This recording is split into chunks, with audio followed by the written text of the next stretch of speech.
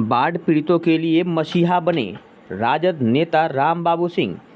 बताते चले कि बडहर विधानसभा के कई गांव बाढ़ के चपेट में आ गए हैं। लोगों को भोजन, पानी इत्यादि की विकट समस्या उत्पन्न हो गई है।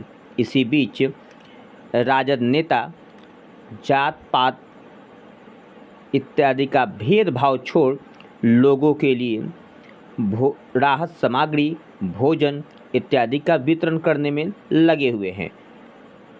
श्री सिंह के द्वारा लगातार लोगों को भोजन मुहैया उपलब्ध कराई जा रही है।